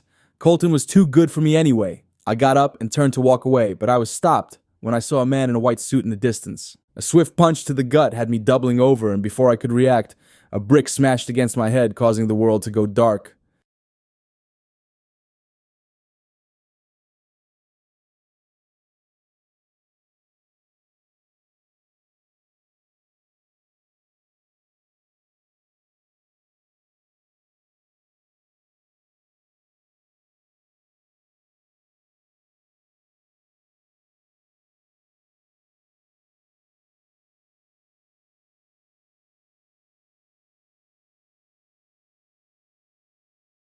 Chapter 6. Colton. Wade's smile was strained, and I cursed Samuel for the millionth time for leaving me alone with him. I shoved my hands deep into my pockets, resisting the urge to flee. Wade looked around as if someone or something would jump from the shadows and he'd be able to slip away. "So," he said, "how are you enjoying the carnival?" "It's fine," I replied gruffly. "Right." Wade laughed too high and too awkwardly. He looked more excited to see Samuel, which made me bristle. What the hell was so good about Samuel? The guy was a nut, especially the way he flicked his tongue over my, "Okay, not going there." Smoothing out my expression, I tried to dig deep for something else to say. Way deep. "Hey, Wade," a voice called in the distance, and I realized it must have been some of Wade's friends from the grocery store. "Thank God," he muttered, then turned to me with a fake smile. "It's my friends. I have to." "Sure thing," I nodded, watching him speed walk his way over to them. "Hey, wasn't that Colton Weston?" Another Omega chuckled. "Shut up," Wade hissed at him, grabbing his arm as they hurried to another carnival stall. "He's so awkward. I can't wait to get away from him." My blood went cold and suddenly I felt like the biggest idiot on the planet. First, for putting out that stupid ad, hoping he would notice me, and second, for being desperate enough to talk to him. Wade wasn't interested in me. Rage sparked in my core, spreading through my limbs until everything burned. It was all Samuel's fault. If he hadn't shown up, if he hadn't given me a smidgen of hope that Wade would want me, then I would have been fine not knowing. Growling under my breath, I stormed into the direction that Samuel disappeared in, my nostrils flaring at the smell of his distress. Something was wrong. I followed that smell, heart hammering and stomach twisting as I rounded the corner. My blood ran cold when I saw Samuel on his knees, a black man in a pure white suit looming over him. "You got my money?" the man in the suit demanded, his voice smooth as silk, yet sharp enough to cut. Samuel didn't answer, just glared up at him, trembling. The man sighed, pulling out a gun. In a flash, I was charging forward, ready to shift, fury blazing through me. "I wouldn't do that if I were you," a voice growled behind me. I froze, feeling the cold press of steel at the back of my skull. "Move," the voice ordered, and I was forced to walk forward, my every nerve on edge. They shoved me down to my knees in front of the man in the white suit, who looked down his nose at me like I was trash. But I met his gaze with pure defiance. "Brazen," he tisked. "Is he yours?" "Yes, he belongs to me," I hissed, not sure where the sudden possessiveness had come from. The man scoffed, his lip curling in disgust. "2 alphas? Sick. I couldn't care less. I just want what's owed. Your mate here owes me a lot of money. I want it back with interest." "He's got nothing to do with this." Samuel's words were cut short as the man whipped his pistol across Samuel's temple, sending him sprawling. I saw red. "Don't you dare touch him." The man smiled, cruel and cold. "Bring me what I asked for, or next time I'll pay a visit to that pretty brunette Omega. Chrissy, I think her name is..." Samuel clutched his bloody face, hatred burning in his eyes as he glared up at the man in the suit. Then he took his goons and walked out. I released a harsh breath, my hands still trembling from the force of my rage and the aching need inside my bones to shift. Samuel wiped the blood from his temple, the gash already healing, and the blood coagulating. His hazel eyes blazed like embers stoked with vengeance, then flickering out to neutrality. Well, that could have gone better. Chrissy, they knew about Chrissy. That meant her and her whole family were in danger now. My chest tightened, fury sparking like a wildfire inside me. I whipped around, fisting Samuel's shirt, slamming him hard against the wall. "You piece of..." I hissed, my body trembling with the urge to shift, claws threatening to break free. Samuel's face remained frustratingly calm, a crooked grin tugging at the corners of his mouth. "Relax, Colton. It's just the rodeo king."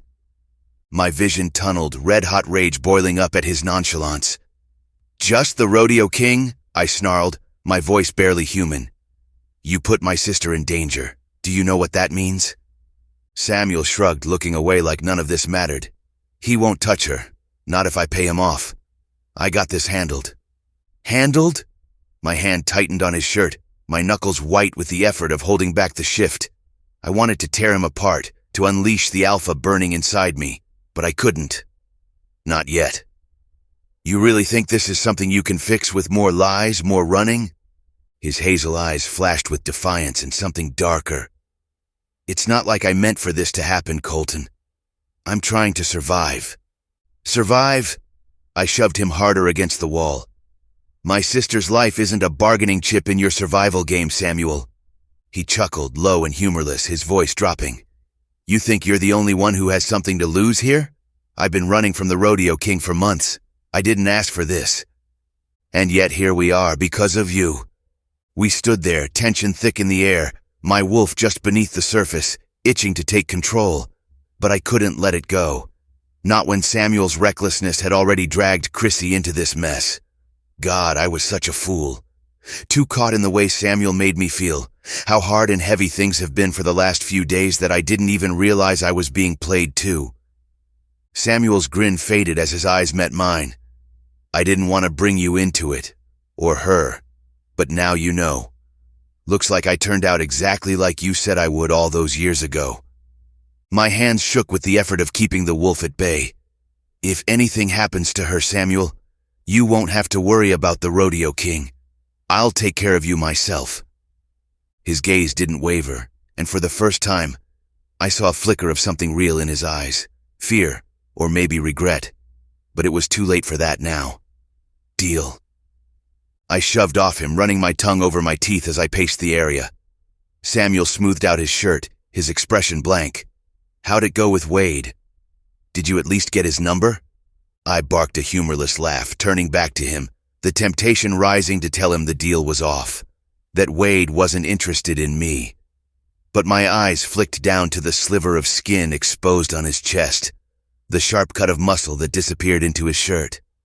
I thought about his lips on mine, how hot and heavy his kisses always felt, the way they grounded me, tore me open, made my skin pulse and throb with an intensity that stirred deep inside. Samuel wasn't like Wade. He wasn't soft or delicate, with silken hands and feather-light touches. He wasn't some untouchable thing, put on a shelf and meant to be admired from a distance. No. Samuel was like sand, rough, gritty, the kind of person who left a lasting mark. And if you looked closely enough, you'd see how the tiny pebbles scattered across his surface glistened like gold. And he was mine. A primal rage surged in my veins, the need to claim him, to keep him, nearly choking me. I stepped back, overwhelmed, fearing that I might actually act out the violence playing like a loop inside my head. Samuel looked at me, his nostrils flaring. Colton, I'll go see Chrissy tonight. You can find your way back to the ranch, I muttered, hurrying out of there as fast as possible. I sped down the dirt road toward Chrissy's house, the wind whipping through the open truck window. Confusion clawed at me, my mind racing just as fast as the wheels on the ground. My body, my reaction, everything felt off. The rodeo king. I'd heard the rumors, a tycoon exploiting small-town rodeo men desperate to make a quick buck. And now I find out Samuel had gotten tangled up with him. I wasn't about to convince myself that Samuel was some innocent victim. He seemed to invite trouble no matter where he went. But that didn't mean I could stand by and watch him get hurt. Or worse. As I pulled up to Chrissy's house, I saw the lights still on. A wave of relief washed over me. When she opened the door, looking tired but still her usual self, I let out a long breath. She ushered me in without a word, and for a second, just seeing her safe made the knot in my chest loosen. "What are you doing here?" Chrissy asked, fixing me some tea. "You just left a few hours ago. Don't tell me y'all fighting again." "I need to tell you something," I said, the words rushing out of me. Chrissy paused what she was doing, then wrapped her pale pink robes around her waist. "Okay, I'm listening." "I never wanted to marry Samuel." "Thank God," Chrissy breathed. "Geez, Louise, you made me worried sick." "What?" I sputtered. "Come on," Chrissy muttered. "Y'all are like a bull and a hornet's nest. I knew it would never work out between you two, aside from all that. Samuel's a hot mess. He couldn't take care of himself if his life depended on it. That boy's more lost than last year's Easter egg. And you're Thanks for your infinite faith in me," I said dryly. She laughed. What? You're prickly, but you've got a big heart.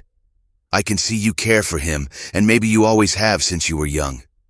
Samuel can take care of himself, but he needs a little help along the way. Your opinion of him, I think, matters a great deal. He's not what you think, Colton. So I've learned, I muttered, then sighed. I don't know how I feel about him. It's confusing. One second he inflames me, and the next, I swallowed, hard. I want to kiss him until I can't breathe and keep kissing some more. I don't know if it's love. At first I knew he was in trouble, that's why he came to me, and I used him to get some experience so I could get closer to Wade, only to realize that Wade wasn't even interested in me to begin with. I huffed, annoyed at how stupid it all sounded. I don't know, Chrissy, but he smells like mine. Chrissy smiled sadly. I know, I've never seen you both so happy. I'm sorry, I blurted out, and she waved me off. My feelings for him have long since faded like dew on a summer morning. I'm good, I swear, she squeezed my hand. Besides all of that, I knew he wasn't interested in me. Something softened in her gaze and we lapsed into silence. I chewed on my bottom lip, wondering how I was going to get the next part out, but forced myself to. About Miles. Chrissy looked at me. You know, Samuel told me. He said he saw Miles. With Stacy. I know, she replied, her expression forlorn. Chrissy, I know what you think, Chrissy barreled on, not giving an inch. I know what they all think, that I'm some simple housewife who can't see when her husband starts eyeing other omegas. But I see. And I know. I love Miles. We're working it out.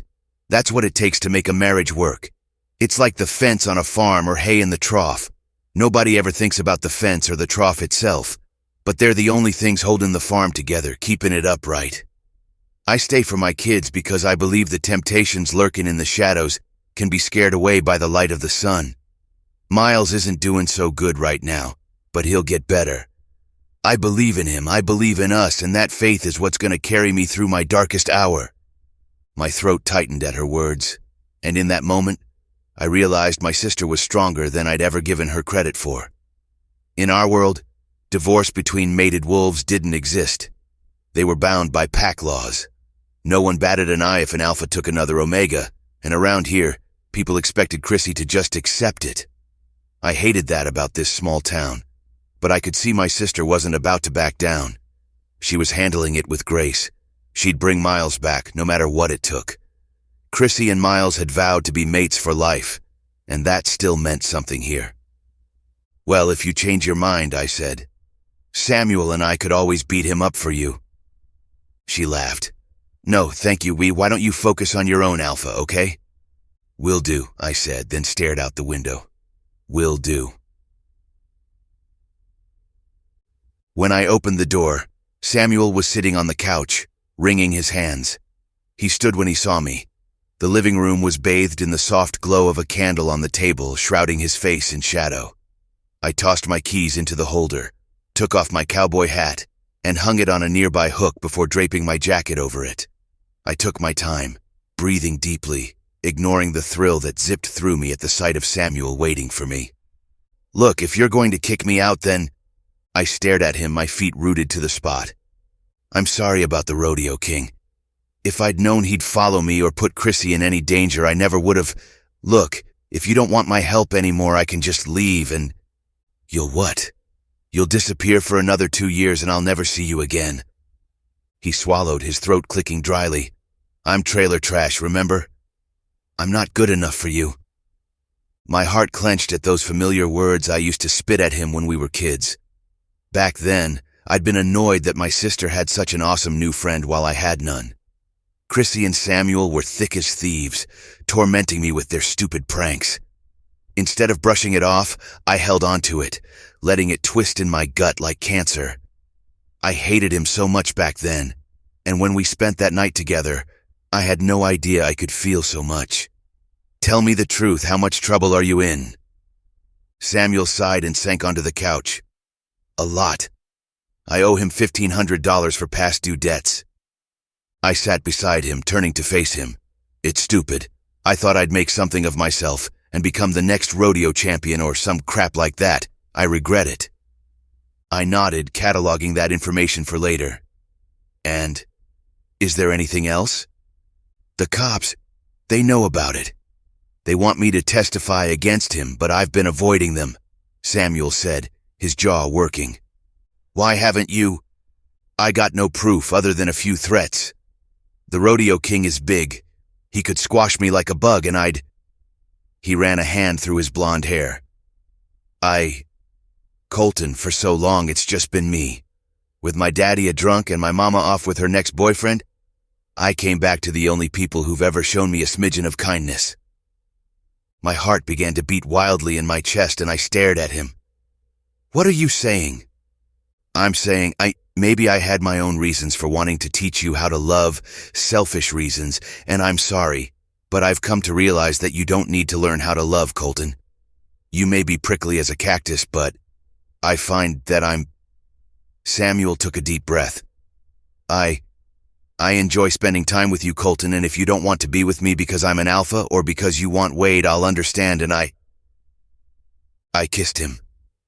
Samuel made a noise in his throat, his eyes widening as my mouth pressed against his in a clumsy, uncoordinated kiss. I had no idea what the hell I was doing, but I couldn't let Samuel think for another second that I didn't want him, or this thing between us, which had transformed from a brazen fire into something deeper. As our mouths moved together, I relearned the feel of him, the way his lips were soft, yet insistent against mine. My breath hitched when my tongue glided into his mouth, igniting a spark that sent heat coursing through me. There was a tentative rhythm to our kiss, a dance of hesitance and hunger, as if we were both trying to figure out what this was, what we were. I could taste the lingering sweetness of the mint he'd had earlier, mingling with the warmth of our shared breath. Every brush of his lips sent shivers down my spine, igniting memories of our childhood. I pulled him closer, losing myself in the moment, in the way he responded, tilting his head to deepen the kiss, and I felt a rush of something electric between us. This wasn't just a kiss, it was a promise, a vow that I wouldn't let him slip away again. We parted, gasping. Samuel, take me to bed. I woke in Samuel's arms, my breath stuttering out of me as I scrambled to get up, but he held me with my back to his chest. Easy, you might be sore for a while. You bit me, I said frantically. Sorry, that's never happened before. I clawed at my neck and realized with a start that there was some gauze there. Holy crap. Samuel bit me. We were mated. I wasn't sure what to think about it. Shock, pain, pleasure, fear. We hadn't planned it. I'm sorry, he said, trying to appease me. I shouldn't. God, I was just so feral and It's fine, it feels right. I tasted the words and realized they were true. It felt right. Samuel was mine already. I turned to face him and kissed him on the lips. Thank you. But what about Wade? And Wade would never be interested in a surly alpha like me. And why do I need him when I have a walking train wreck like you? Funny, Samuel scoffed, then kissed me back. So you don't mind? No, I don't. I like being yours. He growled and kissed me again. Keep talking like that and I'll bite the other side. Do your worst. I laughed when he tackled me onto the bed. The next day I told the cops about the rodeo king and how they were blackmailing Samuel for money. I offered to use some of the liquid cash I had in the ranch, and Samuel officially came under the pack debt law because he and I were mates. When I got home, the sweet smell of sugar and butter filled the air, leading me straight to the kitchen. Samuel stood there shirtless, his back muscles flexing slightly as he stirred something in a pan. His hair fell loosely over his brow, framing a focused expression. I chuckled and slipped up behind him, resting my head on his warm, bare shoulder. What's this? I asked, my voice low with amusement. Marshmallow crispy squares, Samuel announced with a grin, turning his head just enough to catch my eye. I kissed him, letting my lips linger longer than intended, savoring his taste along with the sweetness of the kitchen. If you keep cooking like this, I'm going to get fat. Samuel snorted, his eyes glinting mischievously as he stirred the pan, So, you could do with more meat on you, he teased, casting a playful glance over his shoulder. It'll give me something more to hold on to. You're impossible, I muttered, but I couldn't stop the grin that spread across my face. He gave a casual shrug. Only for you, Cowboy. I watched as he moved around the kitchen with ease, every motion deliberate and confident. Something about the way he was so at home here made my chest ache in the best way possible. It felt like we were settling into a rhythm, a quiet understanding between us. I leaned against the counter, watching him finish up the squares, my heart a little fuller than it had been just a few minutes ago. What's next? I asked, eyeing the growing stack of desserts. Next, Samuel said, setting down the pan, we eat. And maybe I'll let you kiss me again. If you're lucky. I don't know, I replied, leaning against the countertop. I feel very lucky today. Why's that, Cowboy? Samuel hooked his fingers into my jeans, dragging me closer. I regarded him, feeling a warmth spread through my chest. I spoke to the sheriff. I watched several emotions flitter across Samuel's face. Rage, resentment, finally, resignation. He said if you come down to the station and make your statement, they'll arrest the rodeo king just like that. Just like that, Samuel repeated. Huh. I cupped his face. I told you I'd take care of it for you since you kept up your end of the deal and we're officially mates now. I don't want there to be anything stopping you from being here with me. Samuel's Adam's apple bobbed. Nobody's ever... His words broke off. Good thing I'm not nobody, I'm your pack leader, your alpha. Samuel's hazel eyes darkened at the words and arousal bolted through me. Yeah. Yes, I replied, although I sounded a little shaky. Who knew being sent the wrong mail-order bride could lead to this? Samuel shook his head. I wasn't the wrong mail-order bride. I've wanted you for years. Probably longer than I'm willing to admit. I was scared because we were alphas, but I'm not scared anymore. You make me fearless. He reached out, brushing his fingers against my cheek, sending a shiver down my spine. I leaned into his touch, craving more. He cupped my face, tilting my head back slightly as he looked into my eyes. Strip, he ordered, his voice firm but not unkind. I obeyed without hesitation, my hands trembling as I undid the buttons of my shirt. The actions came naturally to me because it was coming from my mate, my wolf. You've done so much for me, he said, leaning in to nuzzle against my skin. Let me show you how much I care about you, Colton. Lesson number 5. Bottom from the top. The carnival lights flickered in the evening sky, casting a warm glow over the rodeo grounds. Samuel and I walked hand in hand through the crowd, ignoring the stares. Most people looked at us with disgust, others with curiosity. Two alphas together. It wasn't something folks saw every day. But I didn't care. Samuel was mine. As we made our way through the events, I spotted Wade not too far off, chatting with a friend. I shot Samuel a mischievous grin. Don't, he warned, laughing softly. Don't you dare. I dare, I chuckled, tugging him along with me. Wade stopped mid-conversation when he noticed us. His face lit up at the sight of Samuel, but the brightness faded when he saw our hands clasped together. Hey, Wade greeted us, trying to keep it casual. How are y'all doing? Good, I replied easily. Just enjoying the sights. I can see that, he said, his eyes flickering between us. So, I guess congratulations are in order? Heard y'all are engaged? Yup. I lifted Samuel's hand to my chest, feeling a rush of pride, hoping for a June wedding. Sounds great. Wade's smile softened, though a bit forced. Well, I'll just... Hey, Wade, I called out, deciding to dive right in. Thanks. His brow furrowed. For what? For not being interested in me, I said with a grin. For letting me find the strength to move on and claim what I should have claimed years ago.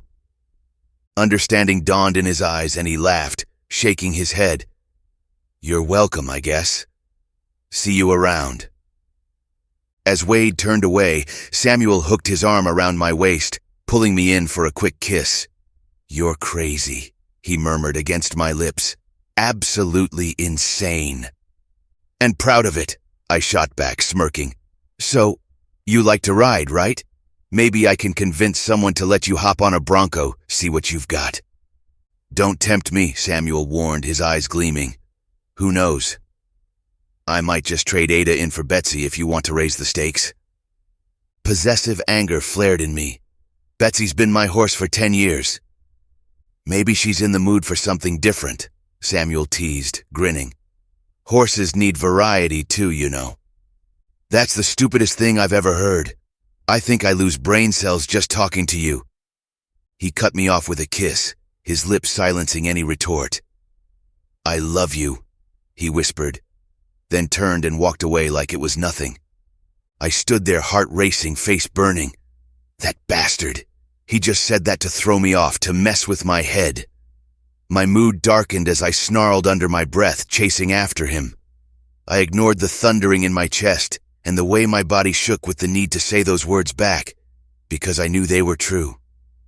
I love you too.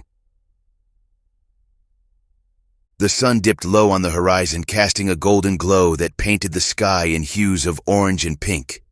It felt like a promise, a new beginning. He might have been the wrong mail-order bride, but he ended up being the right one for me. My alpha, my mate, my weakness, my sin, mine. The end. Closing.